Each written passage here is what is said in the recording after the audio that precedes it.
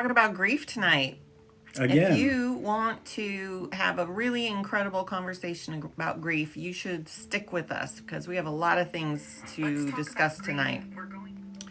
The thing that's going to make this experience, talking about grief, different from anything else that you've ever experienced is that we have a unique perspective on grief, that it is healable. There are so many people in the world who believe that grief is just a thing you live with, and it is often that way, but it can also be something that you heal from. And so we are bringing that information out into the world because I lost a child many years ago, 2012. And it was rough, and I didn't even know if I was going to heal. And then in 2020, I did, but I had to do some stuff to get there, and I am changed. It is such a joy to be alive now compared to the life that I had even before my son died. I was kind of depressed and kind of not, just not in great shape. And then I got really bad shape after he died. But now I feel so much better, and I've learned some things, and I want to share these things with you. It's not the sort of thing that I can just, hand you a list and here, go do this, and you'll feel better. It's an experience of exploration, but there are some definite things that you should try right off the bat. So we're going to talk about a lot of different things tonight. So main thing, just know that we believe healing is possible. That's what makes us unique. And since my healing, I just feel better. I feel more liberated. I'm healed. I'm happier. Who doesn't want that, It's not to say my life doesn't have down moments. It does. But I'm so much better at bouncing back now because I've learned some skills. The other thing I would love for you all to bring with you as you participate with us in this discussion tonight is to find some willingness inside of you, like some openness, like I'm gonna just give this a check. I'm gonna check this out. I'm gonna check these people out, and I'm just gonna be willing to listen for a little bit and see if they're talking nonsense or maybe they're talking about something that I can totally relate to. So my Borat asks, how did he pass? He was a beautiful teenage boy out one summer morning fishing, hiking down a canyon wall to get down to the river. And we don't know what happened, but he had hiked it a couple of times that day. And on his third descent, he fell and landed at the bottom of the canyon and hit his head on a rock. So you got that from his friend who was with him? Yes, he was with a friend, but his friend didn't see the fall. He was waiting for him up top to go get he left his keys down by the river, and so he's like, oh, I gotta go get my keys. So the friend didn't see the accident. We don't really know what happened, but he did fall off of a pretty significant cliffside and hurt his head and died in the arms of a passerby who climbed down and was with him when he died. Wow. So, it was pretty rough, sudden, tragic, not something that I ever thought I would bounce back from. In fact, I kind of argued against healing. I'm like, no, it's not an option. I did that for a long time. So, thank you, beautiful flowers, for the condolences. I appreciate that. Make sure we're not missing any other comments. Roger's gonna we both watch the comments when each other is speaking, so we'll try not to miss any comments. So sorry for your loss, beautiful flowers, right? Yeah. And, Brenda joined. Minahan 21. Diane. Welcome. So one of the things that I want Roger to start us off with tonight. Well, first let me tell you, last night we had somebody on our live with us, and he asked a really great question. And the question was, how to deal with the anger. He was so angry at his loved one who chose to leave this world with, on their own volition, and it really made him mad. And he was asking about, what to do with that anger. And we kind of talked about it last night, but I thought about it some more today, and I thought, I think we need to readdress that one, because anger is definitely an emotion that pops into the grieving experience a lot. I mean, I had it. I was mad at my son for being careless, for being, just thinking that he was, what's the word you tell kids? You think you're invincible. He thought he was Right. invincible, that he could just, Right. do whatever. And he was not invincible. And so that really made me mad, really angry. And sometimes when people leave us out of their own volition, that can certainly make us super angry as well. And so I wanted to check in with Roger's a therapist. He's a retired therapist. I also worked in the mental health field for about 10 years. And so, but he's done a lot of the deep therapy type work. So I wanted to ask you if you could maybe describe some different things about what unprocessed anger looks like versus processed anger. And you can start with whichever one you want. Okay, so first, just to back up a little bit about what you were saying, I think that anger is probably one of those emotions that's common with grief, although I think it comes as a surprise, because usually when you experience this loss, this significant loss in your life, you may feel sorry for the person, or terrible that they died, or that they passed. These feelings of sorrow, a lot of feelings of sorrow, and that's kind of what's expected.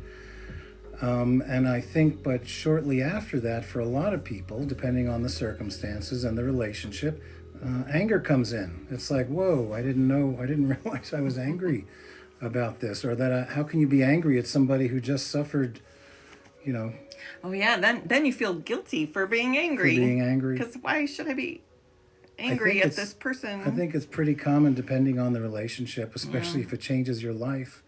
If it's a spouse, let's say, it shatters your dreams, your hopes, your plans. There's a lot of anger that's pretty common, I think, that goes with grief. So I guess people are living life expecting that person's always going to be there, and then when that person leaves, it's leaving half your partnership. It's like wait, total disappointment. Right. Disappointment can feed anger, I guess, right? But, yeah. So you were asking, like, so what we've been talking about past few nights about grief is that the path to healing, the road to healing, is allowing the grief, allowing the expression, allowing the sadness, rather than resisting it, rather than trying to run from it, rather than trying to quell it with drugs and alcohol, although those have their place in the beginning, I'm sure, for a lot of people, and maybe they are of some help. But the idea is to accept the grief, to accept the messages that you're getting from the grief. It's there, it's wise, it's inside of you, and the idea is to let it come up. A lot of it is subconscious or unconscious. And the road to healing involves allowing and accepting. I'm wondering, what would a person who is not processing their anger, Right. what sort of things would present with a person who's not processing anger well? Right. So I think when you process anger well, you get the message. And it comes out, whatever the context is. If you're doing that with a therapist, or alone, or with a trusted friend or something, but when it doesn't come out, living with anger. What's living with anger like? It means you're angry all the time. It means that your muscles are tense. Think of when you get angry. Just as an example, what happens. We tend to clench not just our fists, but anger is like a fighting mode. Right. Okay, and so we clench our jaw, we clench our fists, the sides of our neck get tight, our shoulders get tight. Very often the chest gets puffed out and stays puffed out. What, unresolved anger, and maybe you're irritable all the time. And I it have can TMJ. Well, there you It go. could be from, You're just being an angry person. not anymore, but I'm this is the It could be consequence unresolved of stuff. unprocessed emotions, is Right. physical Right. physical stuff. And when you do deep body-centered psychotherapy, you get the opportunity to move those parts of the body and allow the expression of anger. And there's a profound sense of relief that comes after an experience like that at the end of a session like that. Would body-centered psychotherapy look like maybe a person throwing a tantrum like a child, like banging on the It floor? could, and it does, and that mode of doing therapy, for some reason, was more popular years ago. Yeah, I don't think I was much trained in it. therapists do Nowadays, it was very hands-on and very physical and very deeply emotional release. Things have changed in our society. Nowadays, therapists can get sued for shaking hands with a client, So, in other words, not a lot of touch, not a lot of hands-on, so it's different. But that doesn't Right. mean you can't take responsibility for your own anger and have your form of expression. So Okay. you're looking We're going at to come back comments. to anger, but I want to We have a lot of comments, huh? Yeah, Beverly, it looks like Beverly forever and always, wants to know where we are. We're in Oregon, and Beverly's in California. Thank you for following us. I do remember you. I remember your name coming through, so thank you for following us. We're both California. Yeah, I used you're to. a native Californian. I'm a native Californian. I lived there for many, many years. Still miss it. James is asking or saying, for a while I was angry at God, even though I'm a God-loving and fearing person. So then I started to drink. So yeah, anger, if you have a belief system about God, you think that God's your friend, he's looking out for your people. And then when your people leave, you're like, whoa, what happened? Where was my friend, God? And so now you're like, you get mad at that friend and you're like, what happened? And so, yeah, that relationship, if you're a person who practices that kind of faith, makes a lot of people question their faith. It definitely sent me down that road as well. And the drinking, there are people who are, have that addiction, sort of, I don't know, what do you call it? They're just set up for addiction. But then there are people who just drink because, frankly, it's an effective numbing agent to a certain degree when you're grieving. And so the unfortunate thing is that on the long term, any chemicals that you put in your body are probably not going to serve you in the long term. They might give you a temporary period of relief, and I don't see anything like super wrong with that. But it's not a solution. But it is not the solution. I certainly became the 3 martini gal after my son died. That was me. Sometimes 4, but usually 3. So, and it worked temporarily. Like, it got me through a day, but it wasn't getting me through my life. And so I had to find other ways to help myself feel better. So let's see what I wanted to else. see what else. There was something. I was Thank you, gonna say. Beverly, for the condolences. Angry at God. So also, I would imagine someone who's lived probably many years, if not their whole life, with religious faith, and then you find yourself angry at God. It must be really hard, or maybe frightening, to express that anger. I don't know, like God could smite you for saying the wrong thing, or you could, I don't know, I can't speculate too far, Yeah. but I imagine it's very hard to turn your allegiance against God. What happens is when that relationship Must starts be to frightening. be questioned, is then now you're not only dealing with the loss of your loved one, but you're dealing with the loss of a relationship with your faith. And now that's on, on the fritz or whatever. I just want to mention before I forget. So I actually met a woman. She was in a workshop of mine years ago, and she was a nun, and she was in her 60s, and we were doing all this emotional release, and she told me and the group that when she did counseling, pastoral counseling with people, and they were angry at God, and she picked up on that, she would strongly encourage them. She would urge them to express that anger at God, whatever foul language you have toward God.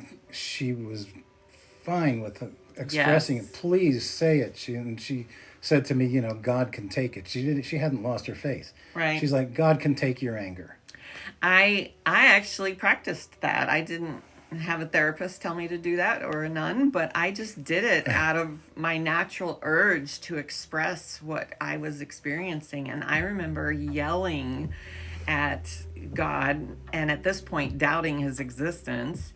And I'm like, okay, if you're real, I think you are a bleepity bleepity bleep bleep bleep. And I went on and on with every word I could come up with that was not nice.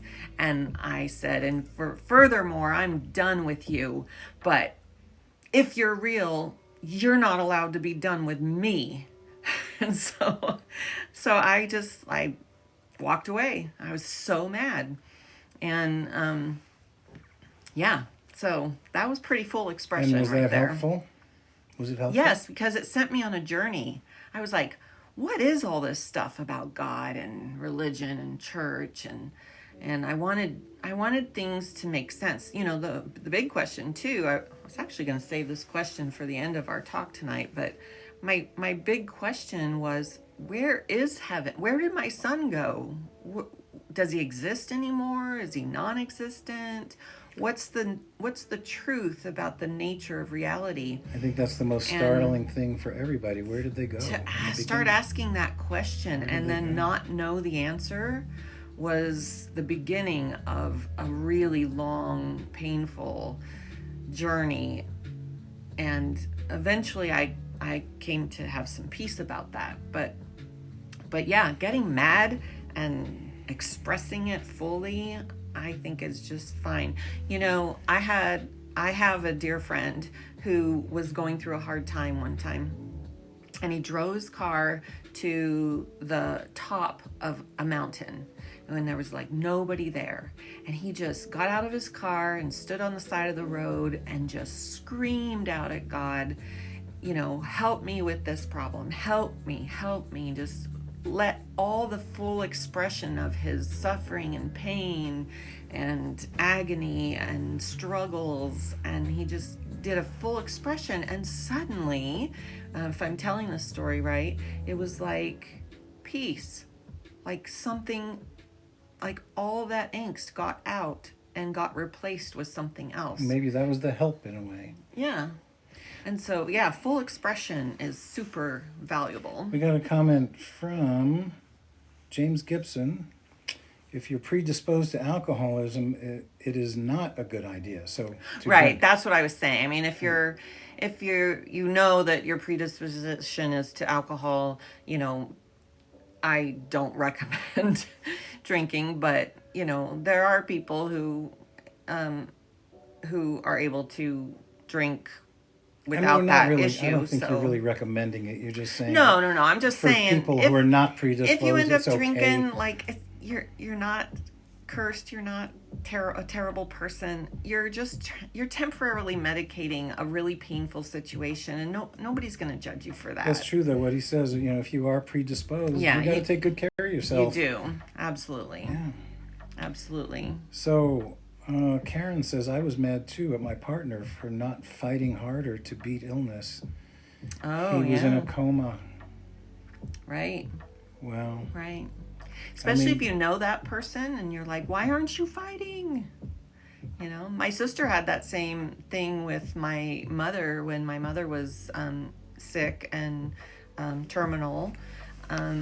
My sister kept insisting that our mother's going to be healed. She's going to be healed. I'm going to pray for her. She's going to be healed. She's going to be healed. She's going to be healed. And then when she was not healed, my sister got really depressed and sad because God didn't heal her or whatever. And I don't know if I've actually told my sister this. So if she ever sees this, I don't know. I'm just going to say it. The reality is that people who are sick, like my mother, for instance, she felt done with her life. She had cancer and she tried treatment for like 1 or 2 sessions and was like, nope, not doing this. Don't like it. I'd rather just go out and be done. And she chose to not get treatment and to, pass Which is away. a valid and courageous choice. Right. And so, I can be mad at her for making that choice. My sister was certainly mad at her for making that choice, but And the anger is, freedom to live and freedom to die is kind of a natural right that we have. and the anger is just anger. Some of it is rational, some of it, applies to life, and some of it is irrational, and it may not apply, but knowing it, feeling it, expressing it frees you up to move on to the next thing, the next phase. I was going to say today also, we're talking about these blatant big expressions of anger.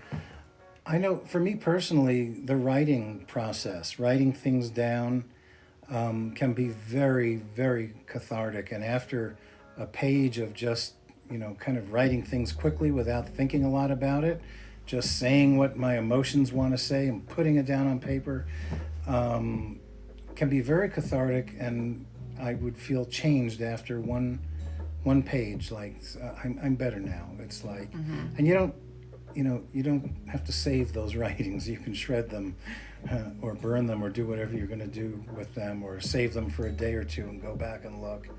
But Right. eventually get rid of it because they're not for anybody but you, really. Right.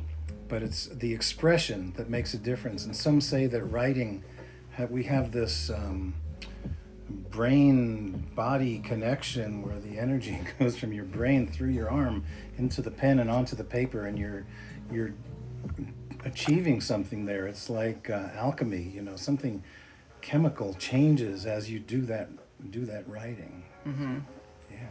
Definitely.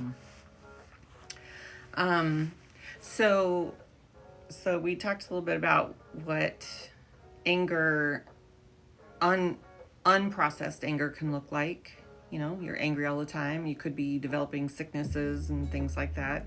If somebody is doing a good job of processing their anger,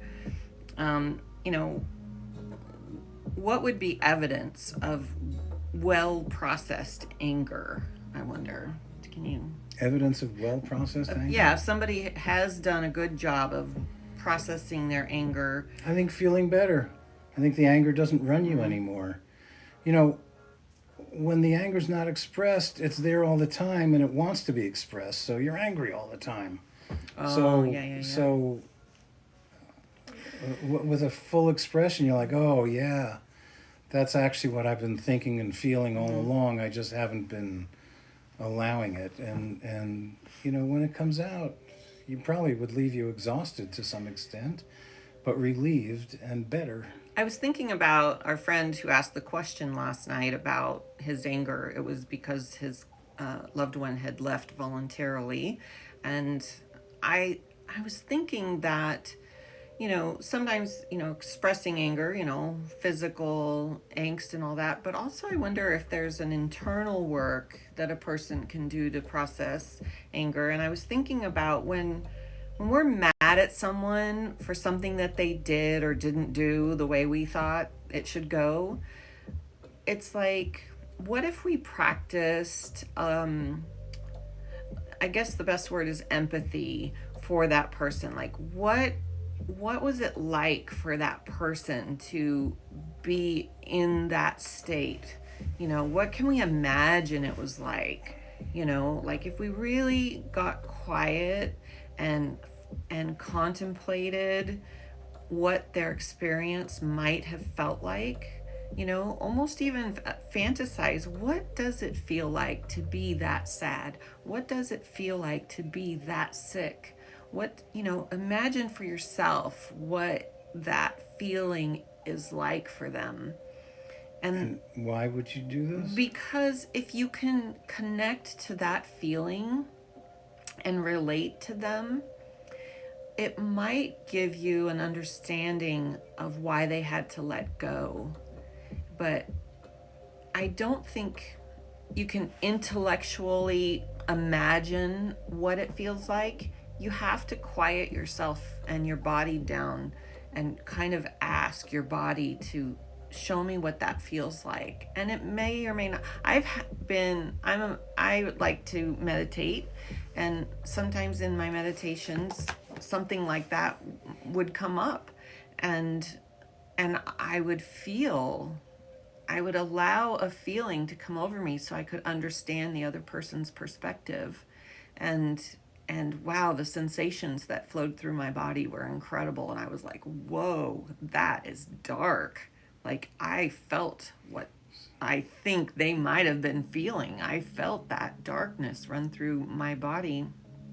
And I felt such empathy and love for them that, being angry couldn't be an option. Like, I'm not mad at my mom, like, she needed to go for her own sanity. Like, she made the right choice for her, and I am okay with that. So it's a hard work for us to connect with that feeling, in order for us to relate to where they are. And then forgiveness comes. It's like, I can't be mad at that person anymore. And forgiveness is a release for yourself too. You forgive yourself for being angry, or just, you forgive them, it's a freeing feeling for your emotional state. So, but it's hard work. It's not fun work. It's hard work. But yeah, I think, empathy, really practicing empathy on a very quiet, serious level, could help release some of that anger. Because you better understand. Because you're relating to it.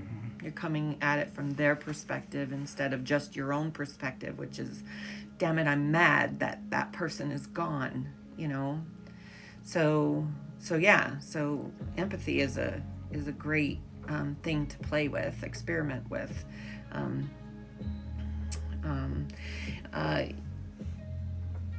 You mentioned earlier how grief is a story.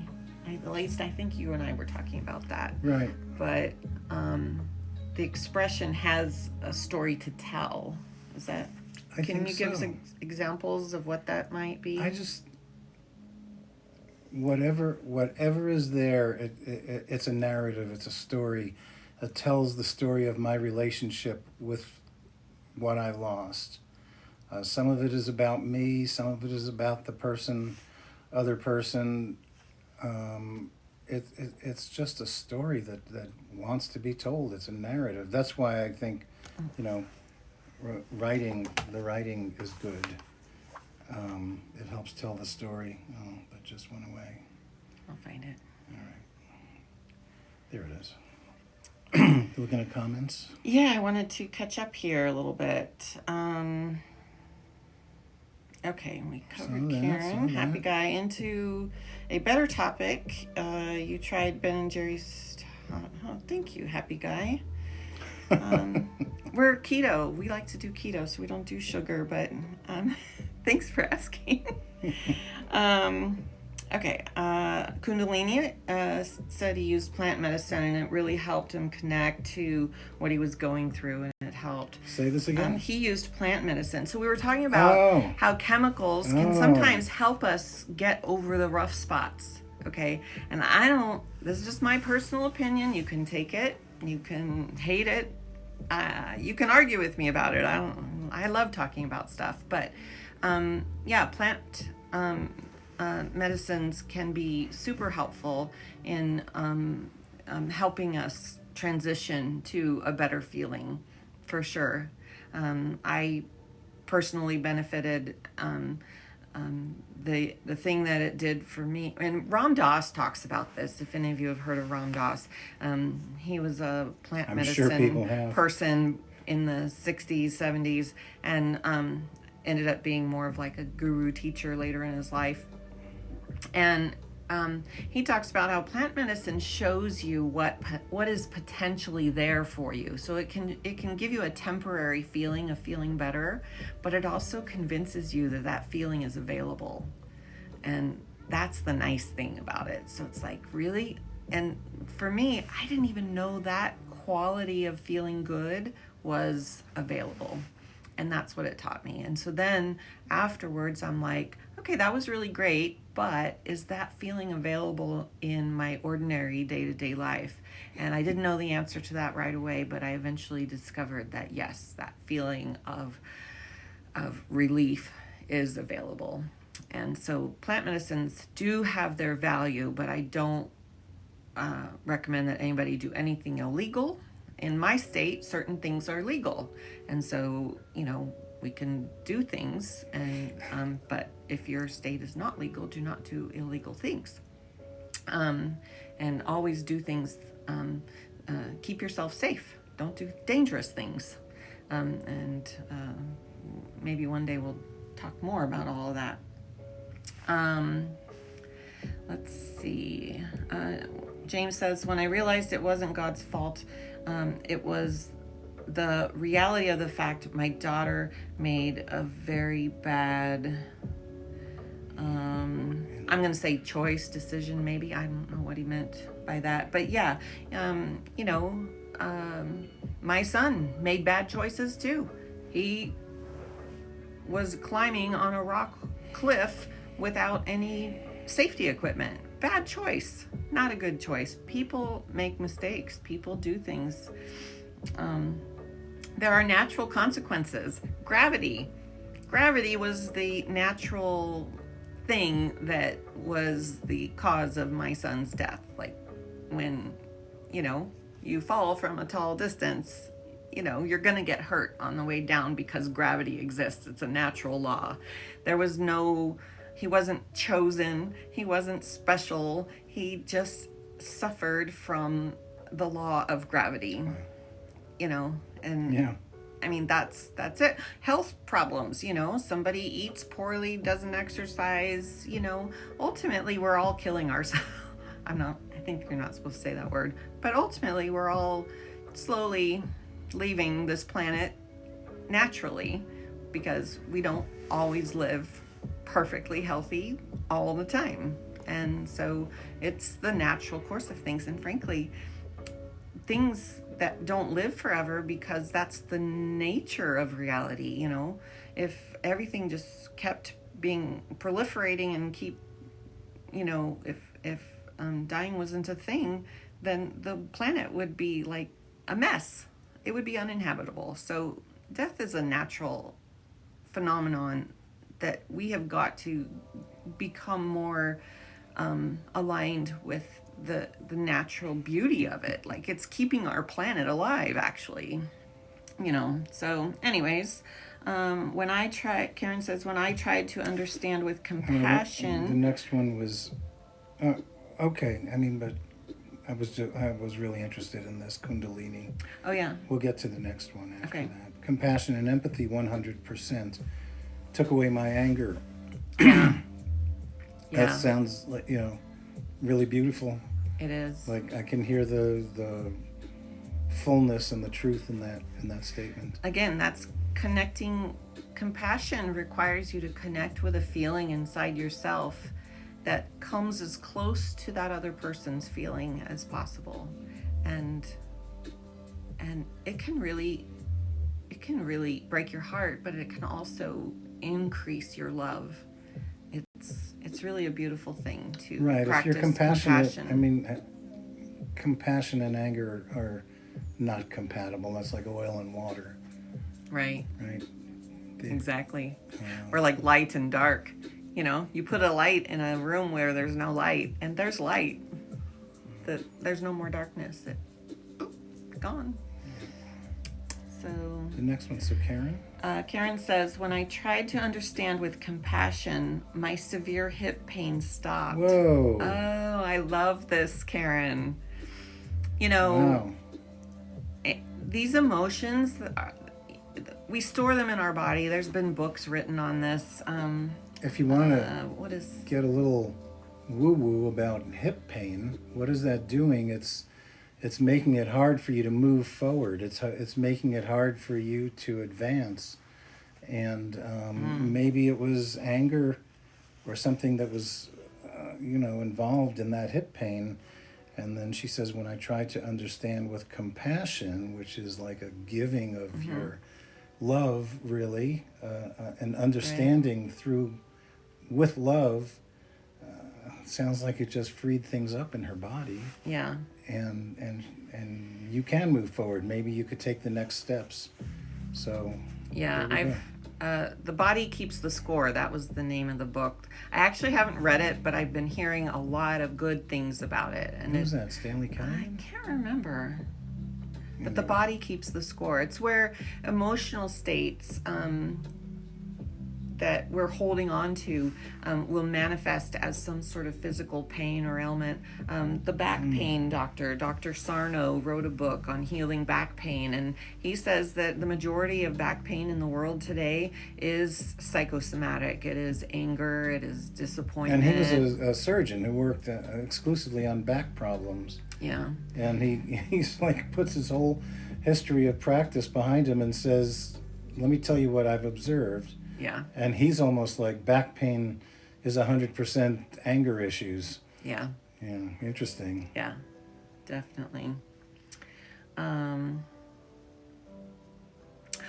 James finished his sentence that he started earlier. She made the choice and didn't have her mole checked. Oh, so it's like a cancer that... Anger? Yeah, didn't take care of herself. Anger that she didn't take care of. Right. Of her health. Yeah. Kundalini says, learning about past life regression through Dolores Cannon and Michael Newton was helpful too. This is great. Interesting to know more about that. There are so many interesting ways to access better feelings. And I talked about this last night, that I can't hand you I can tell you exactly what I did, for instance. And a lot of people ask me this. Well, you're doing so much better. Tell me what you did and I'll do exactly what you did, And I could do that and you might feel better. But there are just so many different beautiful ways to wake up the body's better feelings. That there's not just one way. My practice had to do, first with a certain medicine of the fungi family. Really helped me understand what feeling better felt like. So that was really valuable to me, but it was not the solution. Then I started to understand more about exactly what meditation is. If somebody would have said to me, you need to pray. You need to pray more. You're not praying enough. It's like, okay, but I've already made my desires known. I don't know what else to do. It didn't make sense to me. I couldn't understand. But that's not to say the prayer couldn't work for someone else. Right. Right. But prayer made no sense to me, even though I was raised on that sort of thing. And I was like, just don't see how that's going to help me. I'm sorry. You know, I couldn't relate to it.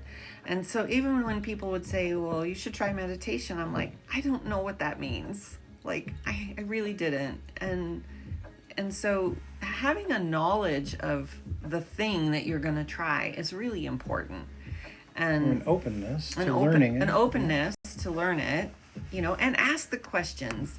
You know, don't say, well, I'm not a religious person, so I'm not going to try prayer. Or don't say, my pastor says that meditation is Eastern religion and not to touch it. You know, like, anytime somebody tells you not to touch something, it makes me even more curious. Like, I want to know, what are you trying to hide from me? You know? So, yeah, so getting curious about anything that you think might hold a little nugget of wisdom for you so that you can check it out. Be a scientist and experiment. So if you want to experiment with past life regression, go for it, I say. You know, try anything and everything that is reasonably safe and feels okay to you. You know, Yeah, it'd be interesting to know the more details on that sometime. Yeah. Okay. So let's see what else is on our subject here tonight. Oh, here's a good one. There was a guy on a late night talk show, and I can't remember the actor's name, but I really like him. Anyways, he was going through a grief experience, and I don't know if it was his original quote, but I saw him say this, and I've heard it said over and over and over since then. And the quote goes like this: grief is love. Grief is just love with nowhere to go.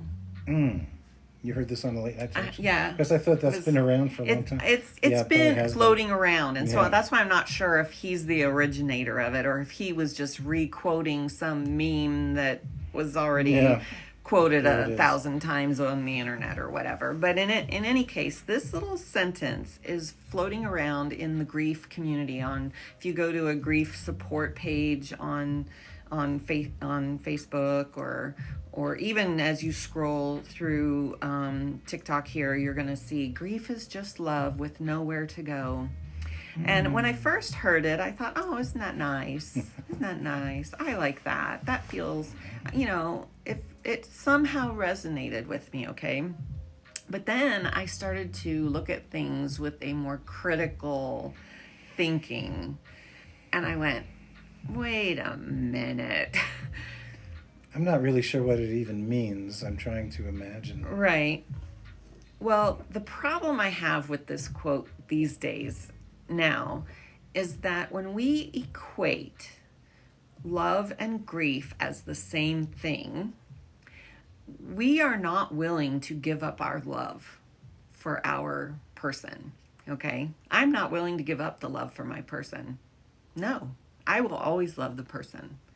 And so with a meme like this that says love and grief are the same thing, and I'm like, no, they're not. Grief is hard, painful, undesirable. It can be ugly at times. It can be hurtful at times. It can be excruciating. It is something I want to escape from. And so I thought, no, wait a minute. Love and grief are not the same thing. Now there's a relationship. Okay, so we're grieving because of the love that exists in that relationship. But they are not the same thing. And it also doesn't diminish your capacity to love. You have love inside of you. That's how love works. It comes from you, and you extend it to the world or to others. And so because you had a loss doesn't mean you don't still have love. I think it's probably trying to say, I can't put my love exactly where it was on that living person because they're no longer living. Right. So, okay. It feels weird to that doesn't mean that you can't, love any less, or that your love is somehow invalid now or something. It's you still have love, and you still should love. Right. Place that love where you can. Right. And the problem with this meme is that when you connect the two together as necessarily connected, you are basically inviting grief to be your lifetime friend, your lifetime companion, not friend, but definitely something that is going to follow with you. If you think your love and your grief are always going to be interconnected, you're not allowing the potential for healing, for releasing the grief, for releasing the suffering, releasing the sting, the agony. We want those parts of the process to leave us, and they should. Nothing is designed to stay the same forever. But it's very easy to love forever, till our time is up. But if we attach grief and love and make them, bonded together, I really think we're making a big mistake. I really think that our love is what's going to go on forever, and grief is not a demonstration of love. Love Grief is love. Is kind of a stuckness that requires a reorientation, let's say. But the love is unaffected, isn't it? Yeah, the love will never leave. If the your essence grief of leaves, your love does not leave. In fact, I would say the love that I have now for my son, compared to the love I had for him in the earlier years of my grief, I would say my love is even greater now for him. I have an appreciation for this experience of having lost him. I even think that losing him used to be the worst possible thing that could ever happen to me. And my perspective now is that losing him has turned into one of the most beautiful experiences I've ever had. I've learned to love deeper. I've learned to have more joy in my life because I had to learn how to feel better. And man, I learned. And I just feel better. And I want everybody else to feel better. And there are ways to do it. And we're going to talk more about that. In my experience, it was meditation and breath work was really effective for me. But there are many, many ways to heal. Karen says, I still carry that love. Indeed. The love will never leave. Don't be afraid of letting the grief go, because the love is definitely going to last and bloom. And I read promise. The next one. I can't. I just love you both. You're so knowledgeable and kind to share this topic. Wow. That was from Karen. That's pretty sweet. Thank Kundalini you. Let says that in. Let that in. That's really Thank you. nice. I really appreciate that. You guys are amazing. Thank you, Kundalini. Grief, I think, is an extension of love. Extension perhaps. They definitely have a relationship. There's a relationship between grief and love, for sure. I mean, you don't grieve for something you don't love. For somebody you don't care about. Yeah, there's definitely connection, but to say that they are the same thing is not accurate. And here's the problem with little memes like this that come out, grief is love with nowhere to go, is that it's a subtle programming for society to start thinking, oh, grief and love are the same. I get it. Oh, okay. So I don't need to let go of grief, because then that means I'll be letting go of the love, and I don't want to let go of the love. So people are being tricked into holding on to their grief from a simple little meme like this that says grief is love with nowhere to go. Do you see the trick in it? Can you see that?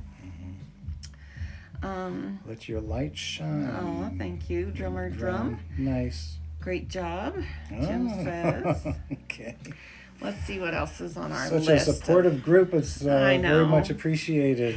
I have to tell you, I used to work in sales. I used to work in mental health, and I'm in my 50s now, and I feel for the first time that what I'm doing right here is not work. This is a pleasure for me. I when you heal, you become more clear on what you're willing to spend your time on and what you're not willing to spend your time on. And I love being clear that this is my purpose and my passion is to there's the main message is that grief is healable, and I'm going to get some feedback on that, and people are going to tell me I'm wrong. I know I am, but I am convinced that grief is a temporary healable condition, fully healable. Oh, here's a good thing to talk about. The difference between grief and longing. Okay? So grief has a painful aspect to it. It feels terrible. And longing is simply longing. It's simply a desire. A desire does not have pain attached to it. So, of course, I still long, I still wish, I still hope, I still desire that I could once again have a physical, earthly experience with my son, with a body and all the stinky teenager stuff. And, like, I love that stuff. That was a fun human experience. I want that again. I want it. I am longing for my son, but I am not grieving. I am not angry and bitter and sad and depressed and crying and all that stuff. So you can have longing and not have pain. I guess, would you say grief contains the message, this is not the way it's supposed to be? You're telling life something's wrong. I'm a freak or something, or things shouldn't have gone this way. I don't know. Right. Listening to you just now, that occurred to me.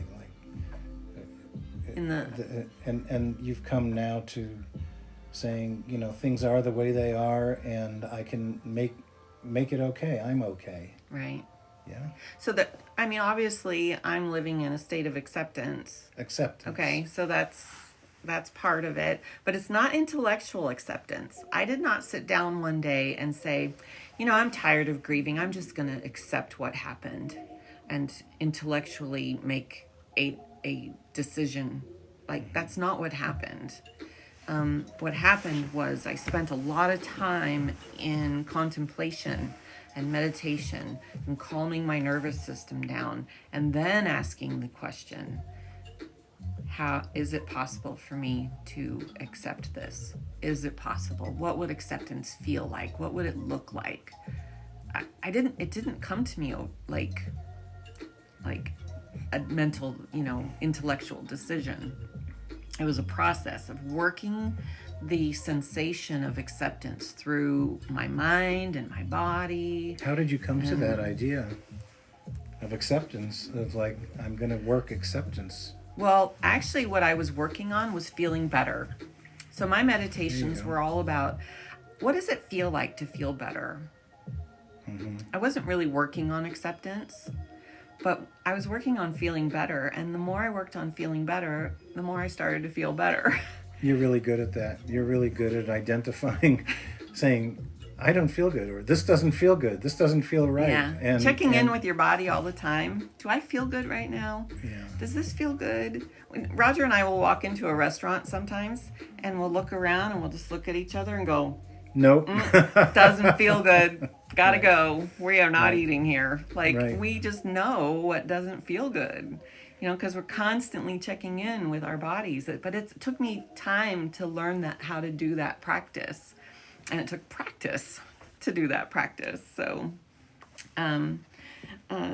Kate says, acceptance comes when a person realizes they can't change the circumstances. That is true. You have to get real. Is this changeable? If it's not changeable,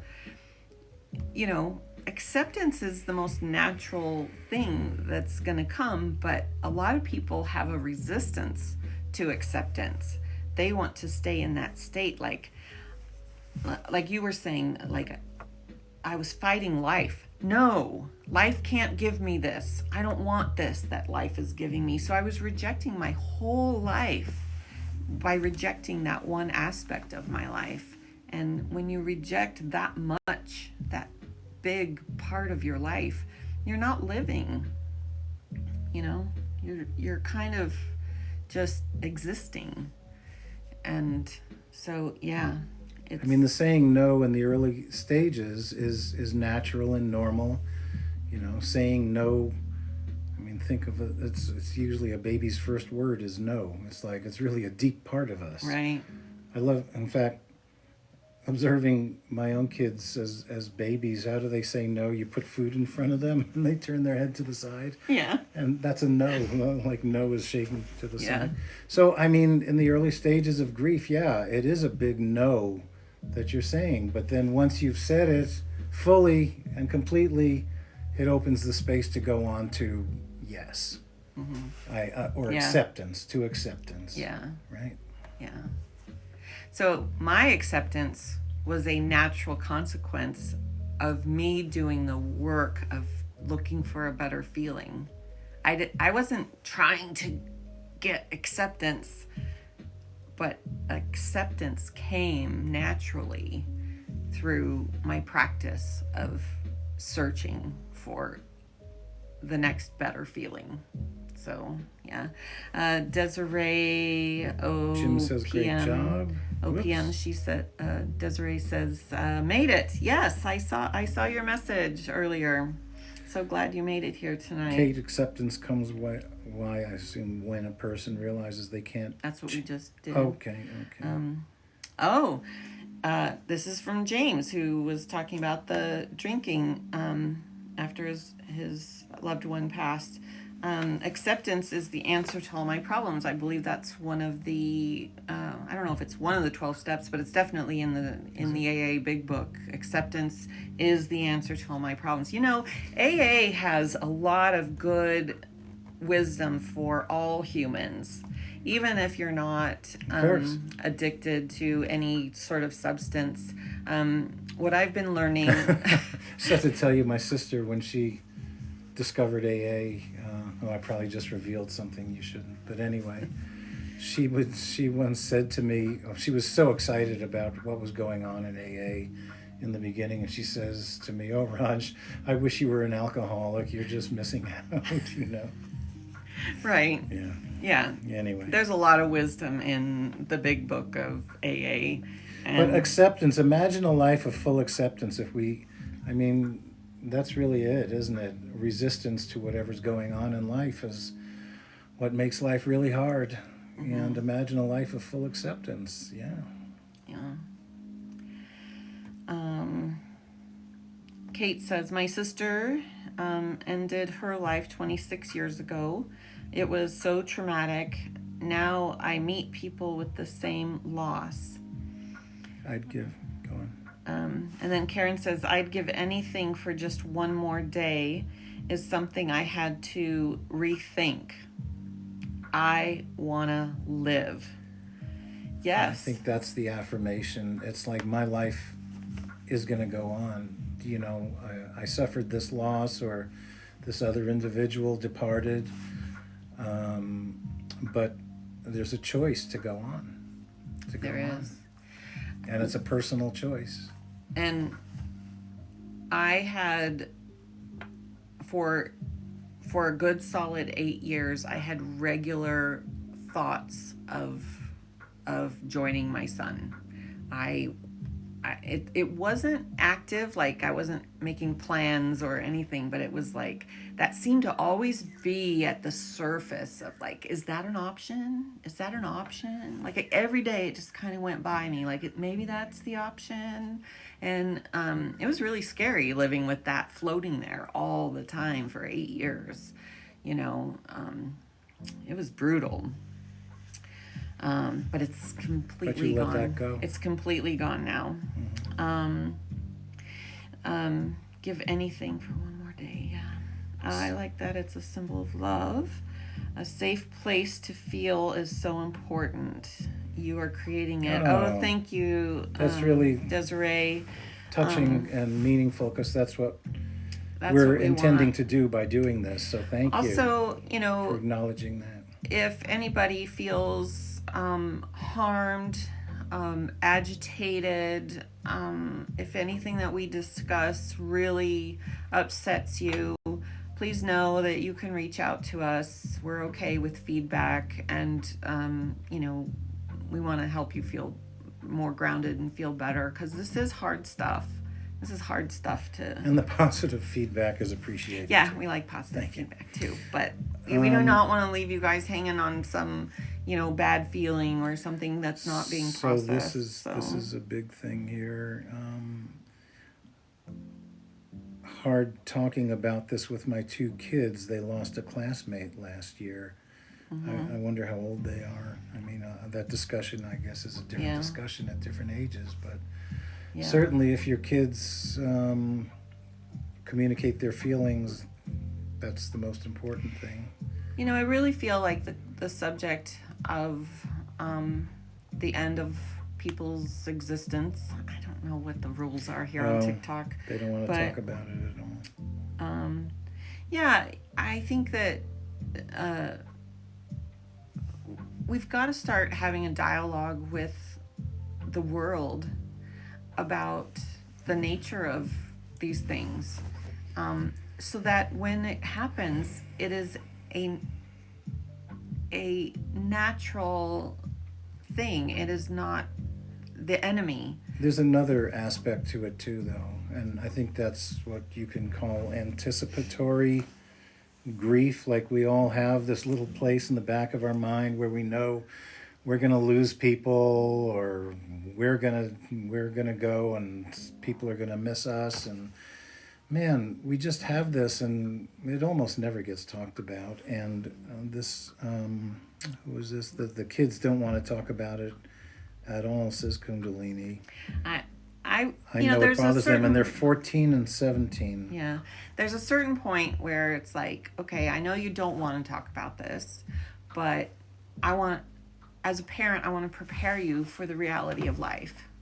The reality of life is that people come and people go, and I want to prepare you to be the kind of person that can process that kind of experience in a healthy way. And I think just saying it and letting your kids have the experience of their parent having acknowledged it and that it's okay, whether they respond verbally or not, I think it has an impact in a positive way that they'll probably carry with them for the rest of their lives.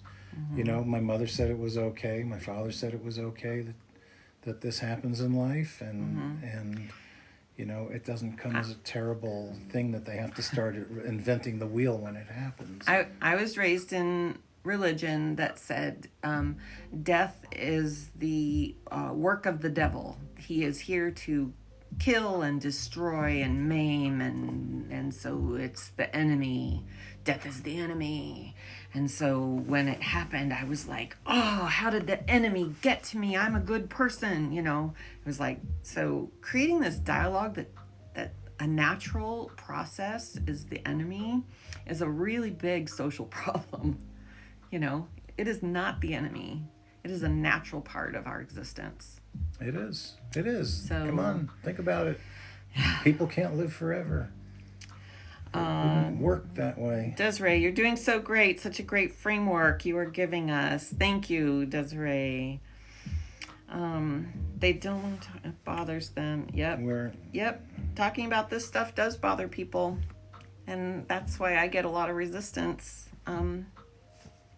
People don't like me to say it's healable. Can you believe that? Like, I really get a lot of resistance on that. Desiree said, talk about it beside them. Yeah, we talk about it in their presence. Where they You're want not to listen talking in. at them, but you're talking Let them around them. eavesdrop on you. Yeah. Listen to our TikTok videos around them and see if they call BS on that or something, you know. Yeah. But yeah. Yeah. That's a good one. I do that. Yeah. Then you're golden. I do. You know, I've been loving this book. I read it many years ago. I'm rereading it right now, and I'm doing a book club on it and studying it and writing notes and all sorts of things. And the other day, I had it on my Audible playing out loud, and I've been really wanting Roger to get into the book too, you know, but he was kind of like, you know, and you were, anyways.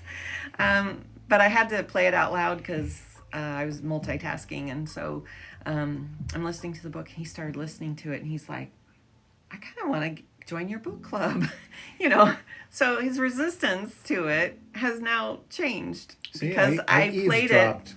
out loud where he was kind of forced to listen to it. So yeah, that stuff works. Okay. Totally works. We're a little over time. Not that we have to end right away, but we should consider that.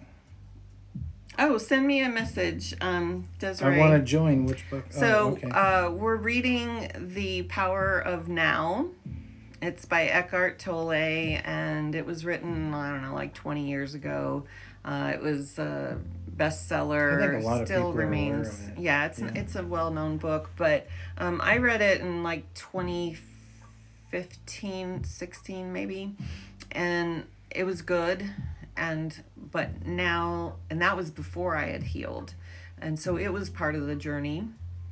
But I wanted to reread it because the present moment nowness that it talks about has been a big part of my healing as well. And so I thought, you know, I need to enrich that concept, so I'm going to reread it. So I think, I can't remember if we're 3 or 4 chapters into it already, but you're welcome to join if you want to catch up, read the first 4.